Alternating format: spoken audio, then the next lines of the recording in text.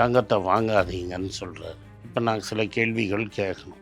Nearly $800 billion நம்மகிட்ட reserves இருந்தது. உங்களை யார் 15 மாதம் ரிசர்வ்ஸை வந்து உங்கள் ஃப்ரெண்ட்ஸ் A1 A2 டிஃபெண்ட் பண்ணுறதுக்கு, ருப்பியை டிஃபெண்ட் பண்ணுறதுக்கு இப்படிலாம் விற்றீங்க? ட்ரம்ப் நேற்று சொல்லிட்டாரு இப்போதைக்கு பீஸ் ட்ரீட்டி கிடையாதுன்னு. இப்போ நீங்கள் என்ன சொல்கிறீங்க? நாங்கள் வந்து பெட்ரோல் யூஸ் பண்ணக்கூடாது, நாங்கள் டீசல் யூஸ் பண்ணக்கூடாது, நாங்கள் ஒர்க் ஃப்ரம் ஹோம் பண்ணணுன்னு. ஒர்க் ஃப்ரம் ஹோமுக்கு ஏசி பில் யார் கட்டுவாங்க சார்? நீங்கள் தான் சொன்னீங்க பக்கோடா போட்டு பழிச்சுக்கலாம், பிஹெச்டி படிச்சுருந்தாலும் வந்தீங்க சார். பக்கோடா போடுறதுக்கு எண்ணெய் வேணும், எண்ணெயே இல்லைன்னா எப்படி பக்கோடா போடுறது? அதுக்கும் நீங்கள் தான் சொல்லணும் வழி.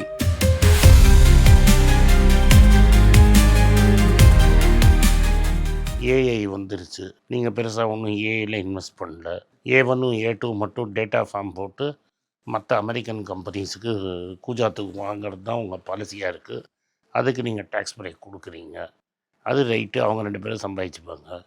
இங்கே வந்து ஒரு கோடி பேர் அந்த ஐடின்னு நம்பி டோட்டலாக 1 கோடி பேருக்கு மேலே இருக்காங்க. டைரக்ட் இன்டைரக்டு, வாட்ச்மேன், கார் ஓட்டுறவன், பஜ்ஜி போடுறவன், ஹாஸ்டல் நடத்துகிறவன் எல்லாரையும் சேர்த்து நான் சொல்கிறேன் 1 கோடி பேருக்கு மேலே டைரெக்டாகவும் இன்டைரக்டாகவும் வேலை செய்கிறாங்க. இப்போ இதே மாதிரி கம்பெனி போய் அவங்க வந்து இப்போ என்ன சொல்கிறாங்கன்னா 50% வீட்டுக்கு அனுப்பிச்சிட போகிறோன்னு. அப்போ அடுத்த 5 வருஷத்தில் 50 லட்சம் பேருக்கு வேலை போயிடுச்சுன்னா அவங்கெல்லாம் என்ன பண்ணுவாங்க? அவங்களுக்கெல்லாம் வேலை வாய்ப்புக்கு என்ன? அவங்களுக்கு என்ன பண்ண போகிறீங்க? என்ன பிளான் இருக்குது? இப்போ பைஜூஸ் ஃப்ளாப் ஆகி மூடிடுச்சு, அவன் ஓடி போய் துபாயில் இருக்கான், அவனை பிடிக்கிறத பற்றி நீங்கள் பேசவே மாட்டேங்கிறீங்க. அதே மாதிரி பல பேர் வந்து சுப்ரீம் கோர்ட்டில் கேஸ் நடந்துகிட்ருக்கு. A1 பிரதரு, அவரோட எம்ப்ளாயீஸ் எல்லாம் பிடிச்சி உள்ளே தள்ளிட்டீங்க, ஆனால் அவரை மட்டும் தொடவே மாட்டேங்கிறீங்க. அவரோட 2 மோஸ்ட் பவர்ஃபுல் எம்ப்ளாயீஸ் ஜெயிலில் இருக்காங்க. அவங்க ஸ்டேட்மெண்ட்டும் கொடுத்துட்டாங்க, எங்களுக்கு ஒன்றும் தெரியாது, எங்கள் பாஸுக்கு தான் தெரியும்னு. அந்த பாஸ் என்ன பண்ணிட்டார்னா ஒரு லெட்டர் எழுதியிருக்கிறாரு, எனக்கு இவ்வளோ பணம் வரணும், இவ்வளோ போகணுன்னு. நீங்கள் வந்து ஏதோ சந்திரேசான்னு ஒரு கம்பெனிக்கு 1 டைம் செட்டில்மெண்ட் கொடுத்தீங்களாம், அதே மாதிரி 1 டைம் செட்டில்மெண்ட் எனக்கு கொடுங்கன்னு கேட்குறாரு. நீங்கள் கொடுக்க போகிறீங்களா, கொடுக்க போகிறது இல்லையா அப்படிங்கிறதுக்கு நீங்கள் பதில் சொல்லணும். சரி, இதெல்லாம் ஒரு சைடு போயிட்டுருக்கும்போது இப்போ இந்த 50 லட்சம் பேருக்கு வேலை போகிறது, ஆல்ரெடி சம்பளம் ஹைக்கு இல்லை. அவங்க என்ன பண்ணுறாங்கன்னா பணம் செலவழிக்கிறத கம்மி பண்ணிட்டாங்க. மாலில் கூட்டம் வர மாட்டேங்குது, சினிமா தேட்டரில் கூட்டம் வரல, எஃப்எம்சிஜி கன்சியூமர் குட்ஸ்லலாம் வாங்கிறதுக்கு ஆள் இல்லை. அதில் வந்து இன்றைக்கி சோப்பு சீப்புக்கெல்லாம் ஹிந்துஸ்தான் யூனிவர் விலை ஏற்றிட்டான், பிரிட்டானியாவும் விலை ஏற்றிட்டான், பாம் ஆயில் விலை ஏறிடுச்சுன்னு எல்லோரும் மக்கள் வந்து பாம் ஆயில் வாங்க முடியாமல் கடுகு எண்ணெய் மஸ்டர்ட் ஆயிலுக்கு மாறுறாங்க. அது வந்து மோர் அன்ஹெல்த்தி, அதுக்கும் விலை ஏறுது. நீங்கள் அதுக்கு என்ன சொல்ல போகிறீங்க? அந்த சேல்ஸ் எல்லாம் குறையும். அந்த சேல்ஸ் குறைஞ்சா நிறைய பேர் வேலையை விட்டு தூக்கிடுவாங்க. இப்போ அங்கேயும் இப்போ இந்த அன்எம்ப்ளாய்மெண்ட்டு கேஸ்கேட் எப்படின்னா, பழைய காலத்தில் ஒரு சினிமா தியேட்டரில் சைக்கிள் ஸ்டாண்ட் இருக்கும், எல்லா சைக்கிளும் சேர்த்து நிற்க வச்சுருப்பான். ஒரு சைக்கிள் தட்டினீங்கன்னா எல்லா சைக்கிளும் கீழே விழும். அதே மாதிரி இருக்குது ஐடி. வந்து இந்த பிரமிட்டில் ஃபுட் பிரமிட்டில் டாப் ஆஃப் தி பிரமிட்டில் இருக்கிறவன், அவனை தூக்கிட்டிங்கன்னா கீழே இருக்கிறவன்லாம் என்ன பண்ணுவான்? அவனுக்கெல்லாம் என்ன வேலை வாய்ப்பு இருக்குது? சரி, இந்த ஏர்லைன்ஸ் 2 இருக்குது, நிறைய கடன் வாங்கியிருக்காங்க, நிறைய பேருக்கு வேலையில் இருக்காங்க. அவங்களுக்கெல்லாம் வந்து நாளைக்கு நீங்கள் ப்ளெயினில் போகாத பறக்காதன்னு சொல்லிட்டீங்கன்னா நீங்கள் பாட்டுக்கு சொல்லிட்டு போயிட்டீங்க, அந்த கடனுக்கு வாங்கினதெல்லாம் என்ன ஆகும்? ஏர்போர்ட் கட்டினவன் என்ன ஆகும்? ஒரு ஏர்போர்ட்டில் வேலை நீங்கள் தான் ஊராக ஏர்போர்ட் கட்டினீங்க, உடான் ஸ்கீம் போட்டீங்க, ஒரு நாளைக்கு ஒரு பிளெயின் போகிற இடத்துல வந்து ஏர்போர்ட்லாம் கட்டி ஆளெல்லாம் அப்பாயிண்ட் பண்ணீங்க. இப்போ எல்லோரையும் ஏரோப்ளேன் போகாதுன்னு சொல்லிட்டிங்கன்னா அந்த ஏர்போர்ட்லாம் மூடி நட்டம், ஆனால் யார் காசு கொடுக்குறது? இப்போ சேலம் ஏர்போர்ட்டுக்கு யாரும் வரலைன்னா எப்படி ஏர்போர்ட்டை நடத்த போகிறீங்க? இப்போ டெல்லியிலே 2 ஏர்போர்ட் திறந்துருக்கீங்க, ஆல்ரெடி இன்னொரு ஏர்போர்ட்லேருந்து ப்ராப்ளம் ஆகிருக்கு, அது என்ன பண்ண போகிறீங்க? இப்போ பரந்தூர் ஏர்போர்ட் கண்டினியூ பண்ண போகிறீங்க, கண்டினியூ பண்ண போகிறது இல்லையா? 1 இயரில் இந்த ப்ராப்ளம் சால்வ் ஆகிடும்னு உங்களுக்கு தெரியுமா? உங்கள் ஃப்ரெண்டு ட்ரம்ப் சொல்லிட்டாரா 1 இயரில் நான் இந்த ப்ராப்ளம் விட்டுடுவேன்னு. சரி, இந்தியாவுக்கு கோவிட்லலாம் தப்பிச்சதுக்கு காரணம் என்னென்னா, எல்லாம் நம்ம பசங்கள்லாம் ஒர்க் ஃப்ரம் ஹோம் பண்ணி ஐடி சர்வீசஸில் $400 பில்லியன் வந்தது.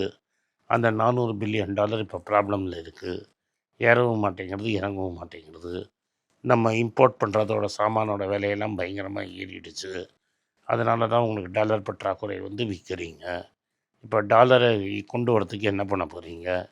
இந்தியாவில் ஏர்னிங்ஸ் growth இல்லை, நீங்கள் வரி ரொம்ப டேக்ஸ் ரொம்ப போடுறீங்கன்னு பல எஃப்ஐஐ விற்றுட்டு ஓடி போயிட்டான். என்றைக்கெல்லாம் மார்க்கெட் திறந்துருக்கோ அன்றைக்கெல்லாம் எஃப்ஐஐ விற்கிறான். ஒரு காலத்தில் அம்மையார் என்ன சொன்னாங்கன்னா பட்ஜெட்டில், தி வெள்ளைக்காரன் போனால் எனக்கு கவலை கிடையாது, the retail investor is the shock absorber of the stock market, நீங்கள் மியூச்சுவல் ஃபண்டை போட்டுக்கிட்டே இருப்பான். நீங்கள் இன்றைக்கி அந்த மியூச்சுவல் ஃபண்டெல்லாம் 3 இயர்ஸாக ரிட்டர்ன் இல்லை, எல்லோரும் கூப்பிட்டு என்ன கேட்குறாங்க. இதுக்கு என்ன பதில் சொல்ல போகிறீங்க? இந்த ஷாக் அப்சார்பர் ரிப்பேர் ஆகிடுச்சு, அதுக்கு என்ன பண்ண போகிறீங்க? நீங்கள் வந்து உங்கள் பெரும் முதலாளி ஃப்ரெண்ட்ஸுங்கள்லாம் நிறைய கடன் வாங்கினதுனால வட்டி விகிதத்தை ஏற்ற மாட்டேங்கிறீங்க. சேவர்ஸுக்கு டெபாசிட் கிடைக்க மாட்டேங்க, டெபாசிட்டில் கரெக்டாக இன்ட்ரெஸ்ட் ரேட் கிடைக்கல. சரி, 3 வருஷத்துக்கு 5.5% இன்ட்ரெஸ்ட் கொடுத்து 10% அம்மையார் பிடிக்கிடுவாங்க முதலையே. 5.5லேருந்து 6% கொடுத்துருக்கீங்க. 3 வருஷத்துக்கு 18% தான் கொடுப்பீங்க. அது விலைவாசிக்கும் ஏற்றினதுக்கும் அதுக்கும் சரியாக போய்டும், இல்லாட்டா நெகட்டிவ் ஆகிடும். தங்கத்தையும் வாங்கக்கூடாதுங்கிறீங்க, ஸ்டாக் மார்க்கெட்லேயும் ரிட்டர்ன் இல்லை. நாங்கள் என்ன பண்ணுறது? தங்கம் வாங்கக்கூடாதுன்னா என்னத்தை வாங்கிறது? இதெல்லாம் ஒரு சைடு இருக்கும்போது ஒரு வருஷத்துக்கு 5 மில்லியன்லேருந்து 6 மில்லியன் ஸ்டூடெண்ட்ஸு காலேஜ்லேருந்து டிகிரி வாங்கி வெளில வந்துக்கிட்டே இருக்கிறான். அவன்லாம் யூத்தாக இருக்கிறான். அந்த யூத் அன்எம்ப்ளாய்மெண்ட்டுங்கிறது இந்தியாவில் இன்றைக்கி 15% ஆகிடுச்சு.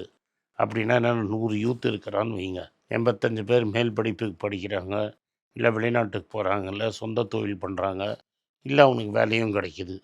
அதாவது சொந்த தொழில்னா அப்பா அம்மாவோட தொழில், படிக்கிறாங்க, இதெல்லாம் இருக்காங்க. 100க்கு 15 பேருக்கும் இதில் இருக்கிற எந்த வாய்ப்பும் கிடைக்கிறது இல்லை. வேலை எல்லாம் வீட்டில் உட்காந்துட்டுருக்காங்க. இது பல சோஷியல் ப்ரெஷர்ஸை க்ரியேட் பண்ணும். இது ஏன்னா அவங்களுக்கு ஸ்கில் இல்லைங்கிறாங்க. முக்கால்வாசி பேர் நீங்கள் காலேஜில் படிச்சிருந்தாலும் ஸ்கில் இல்லை, அவங்களுக்கு எனக்கு வேலை கொடுக்க முடியாதுங்கிறாங்க. மோஸ்ட் ஆஃப் தி ஜாப்ஸ் வந்து ஏஐனால் போயிடுதுங்கிறாங்க. இன்னும் இப்போதைக்கு ஏஐ வந்து டிப் ஆஃப் தி ஐஸ்பர்கு. இன்னும் வந்ததுன்னா இப்போ இந்த ஃபோனில் பேசுகிற வேலை கூட ஏஐயில் போயிடும். அப்போ வந்து இந்த ஐடியிலே வந்து ஐடிஇஎஸ்ன்னு இருக்குது, அந்த ஐடிஎஸ் சர்வீசஸும் வேலை வாய்ப்பெல்லாம் போயிட போகுது. ஏன்னா அதெல்லாம் ரோபோவே பேசிடும். அதே மாதிரி இங்கே பேங்க்குக்காக பேசக்கூடிய கால்ஸ் எல்லாம் கூட ரோபோவே பேசிடும். இவங்களுக்கெல்லாம் என்ன வேலை வாய்ப்பு கொடுக்க போகிறீங்க? அதனால் நீங்கள் ஏதாவது ஒரு பிளான் சொல்லுங்கள். டெக்ஸ்டைலில் அது மாதிரி ஊர்லலாம் டேரிஃப்னால் அடி வாங்கின திருப்பூர் இப்போ வந்து துபாய் வழியாக தான் எல்லாம் முக்கால்வாசி கப்பல் போயிட்டுருக்கு.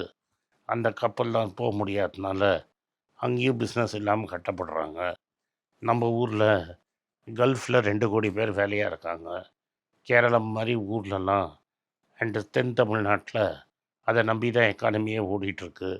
அங்கே துபாய்லேயும் ரியல் எஸ்டேட் பாதிக்கப்பட்டதுனால இன்னும் நிறைய பேர் வேலை போகுது. 2 மாதமாக துபாயில் பிஸ்னஸ் ஒன்றும் இல்லையா. லோ லெவல் ஜாப்ஸில் இருக்கிறவங்களுக்கெல்லாம் சம்பளம் கொடுக்க மாட்டேங்கிறாங்க. அவங்கெல்லாம் இந்தியாவுக்கு திரும்பி ஓடி வரேங்கிறாங்க. இங்கே வந்து நிறைய பேர் ஐடி வேலை போனதுனால ஒரு ப்ரோக்ராமே பண்ணியிருக்கிறேன், அந்த லிங்கை கீழே போட சொல்கிறேன். அவங்கெல்லாம் என்ன ஆகுதுன்னா பெங்களூரில் கையில் கொடுக்குறாங்க சாவியை. நீங்கள் என்ன பண்ணுறீங்க, ப்ராப்பர்ட்டியை விற்றுட்டு நீங்கள் ஒரு 10 லட்சத்தை கட்டுங்கிறீங்க. ஸோ இதுக்கெல்லாம் என்ன சொல்யூஷன்?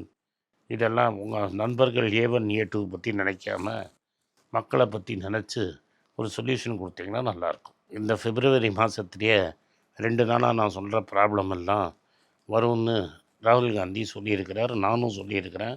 நீங்கள் மக்கள் பேச்சை பார்த்துருந்தீங்கன்னா உங்களுக்கு தெரியும். சரி, ராகுல் காந்தியே ட்வீட் பண்ணியிருக்கிறாரு, அதை பிரதமரும் பார்த்துருப்பார். ஏன்னா இப்போ ராகுலோட வீடியோ பார்க்குறது தான் அவங்க வேலை. போன 2 நாளைக்கு முன்னாடி விஜயோடு போட்ட வீடியோவையும் கட்டப்பட்டு பிளாக் பண்ணீங்க. ஏன்னா அது 10 நிமிஷத்தில் ஒரு 4 கோடி பேர் பார்த்ததுனால பிளாக் பண்ணீங்க. அப்புறம் நாங்கள் ப்ரொட்டஸ்ட் பண்ண அப்புறம் அன்பிளாக் பண்ணி விட்டீங்க. அதனால் அவர் என்ன பண்ணுறாருன்னு பார்க்குறது தான் நம்மளோட வேலை, உங்கள் கவர்மெண்ட்டோட வேலை. ட்வீட்டில் கிளியராக இந்த ப்ராப்ளம் தான் வரப்போகுது, ஏதாவது இப்போவே சால்வ் பண்ணுங்கன்னு பிப்ரவரியிலேயே ஜஸ்ட்டு ஆரம்பித்த உடனே சொல்லிட்டார் மார்ச்சில். இப்போ இது வரைக்கும் நீங்கள் என்ன பண்ணியிருக்கீங்க? இப்போ போய் எமர்ஜென்சி அப்படின்னு எல்லாரையும் சாக்ரிஃபைஸ் பண்ண சொன்னால், ஃபஸ்ட்டு மினிஸ்டர்லாம் என்ன சாக்ரிஃபைஸ் பண்ணுறாங்க, A1 A2லாம் என்ன சாக்ரிஃபைஸ் பண்ணுறாங்க, ஏன் பொதுமக்களே சாக்ரிஃபைஸ் பண்ணுங்கிறதுக்கு பதில் சொல்லுங்கள்.